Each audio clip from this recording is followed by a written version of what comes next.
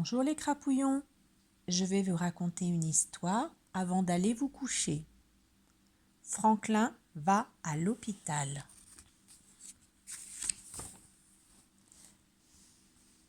Franklin a parfois des rhumes ou mal au ventre.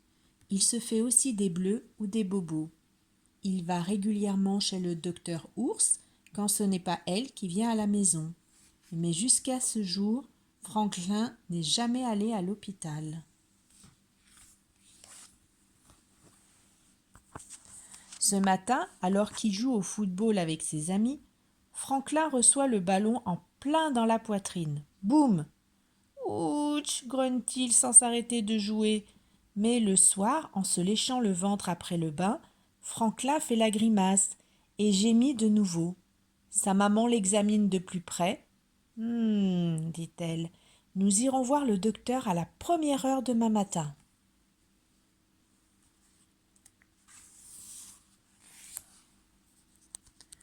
Le lendemain, dans son cabinet, le docteur Ours presse très doucement la carapace de Franklin. Elle découvre une petite fissure. « Ce n'est pas grave, dit-elle, mais je vais devoir réparer cet endroit de ta carapace pour être sûre qu'elle se développe normalement. Je t'opérerai dès demain à l'hôpital. »« Ça va faire mal ?» demande Franklin. « Non, tu ne sentiras rien du tout, car nous t'endormirons avant l'opération, » répond le docteur Ours. « Comme tu ne seras peut-être pas très en forme en te réveillant, tu resteras avec nous jusqu'au lendemain. » Le docteur explique à Franklin que son estomac doit être vide avant l'opération. Elle lui demande de ne pas manger ni boire après s'être couché. Les amis de Franklin placent le voir après l'école. Franklin leur montre le livre sur l'hôpital que le docteur Ours lui a prêté. Rafa, le renardeau, lui demande « Pourquoi portent-ils tous un masque ?»« C'est pour que les microbes n'entrent pas dans la salle d'opération, » explique Franklin. « Tu as peur ?» demande Lily le castor. « Bien sûr que non, » répond Martin l'ourson. Franklin est très courageux.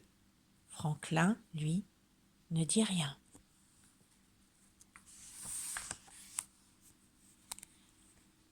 Franklin et ses parents partent très tôt pour l'hôpital. La petite tortue dit au revoir à sa chambre en serrant son doudou bleu et Sam dans ses bras. « Tu seras de retour dès demain, » le rassure sa maman. « Je le sais bien, » dit Franklin doucement. « Tu es très courageux, » ajoute son papa.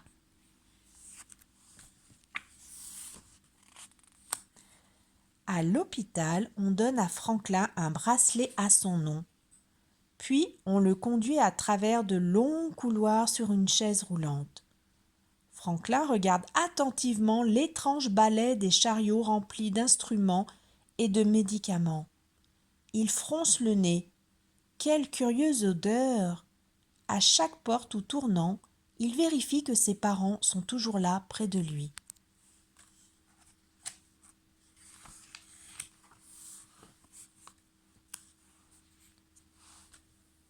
Une infirmière lui donne un pyjama. Elle prend sa température, contrôle sa tension et écoute les battements de son cœur. Ensuite, elle passe de la crème sur la main de Franklin. « Cela va la rendre insensible, » explique-t-elle. « Ainsi, tu n'auras pas mal quand on te fera la piqûre pour t'endormir. »« D'accord, » dit Franklin d'une toute petite voix. « Tu es un petit malade très courageux, » dit l'infirmière.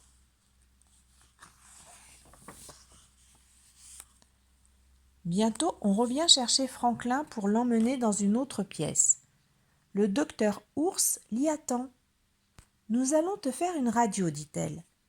J'ai besoin de savoir exactement jusqu'où va la petite fissure. »« Je ne veux pas, » murmure Franklin. « Cela ne fait pas mal pourtant, » explique le docteur. « C'est juste une photographie qui va me montrer ce qui se passe à l'intérieur de toi. » « Justement, » dit Franklin, et il se met à pleurer. Le docteur Ours s'assoit près de Franklin. « Qu'est-ce qui ne va pas ?» demande-t-elle. Franklin renifle. « Tout le monde pense que je suis courageux, mais ce n'est pas vrai. Et sur la photo, on va voir qu'à l'intérieur de moi, j'ai peur. »« Oh Franklin !» s'écrie le docteur Ours. « La radio ne photographie pas les sentiments. Elle ne montre que les os et les organes internes. Vous voulez dire que personne ne saura que j'ai peur ? » ?»« Personne, » répond le docteur. « Mais tu sais, c'est normal d'avoir peur.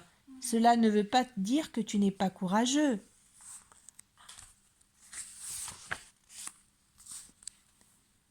Franklin réfléchit un moment. « J'ai peur de l'opération, dit-il finalement. Mais je sais que je dois le faire pour que ma carapace soit grande et solide plus tard. » Le docteur Ours sourit. Voilà quelqu'un de courageux. Franklin respire très fort et dit « Je suis prêt, on peut y aller. »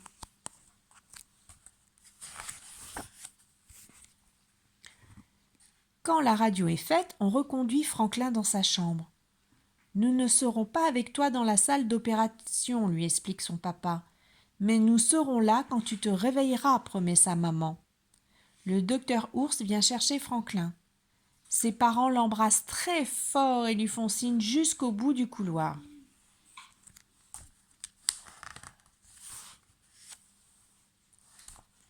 Dans la salle d'opération, Franklin dit bonjour aux autres médecins et aux infirmières. Le docteur Ours place des électrodes sur sa poitrine et lui explique qu'elles servent à contrôler sa respiration et son cœur pendant l'opération.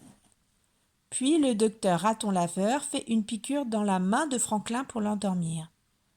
Cela ne lui fait pas mal du tout. Maintenant, s'il te plaît, Franklin, compte jusqu'à 100, dit le docteur. Oh, je crois que je suis trop fatigué, dit Franklin. Alors, compte jusqu'à 10. Cela suffira, dit le docteur Ours. 1, 2, 3, commence Franklin, mais il ne va pas plus loin.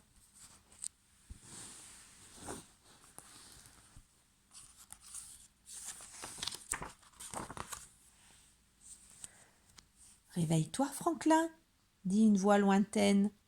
Mais Franklin ne veut pas se réveiller. Il rêve qu'il vient de marquer le but final d'un grand match. Réveille-toi, Franklin, dit la voix de sa maman. Il ouvre doucement les yeux. Il voit ses parents, le docteur Ours, et se rappelle bientôt où il est.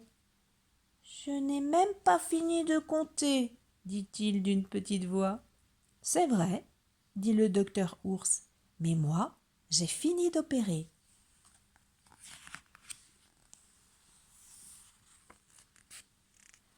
Deux heures plus tard, Franklin est de retour dans sa chambre. Il marche doucement devant le miroir en admirant ses bandages. « J'espère que je pourrai bientôt rejouer au football, soupire-t-il. Le docteur Ours pense que tu vas guérir très vite, dit son papa. Elle pense aussi que tu es un excellent patient, ajoute sa maman. Franklin sourit.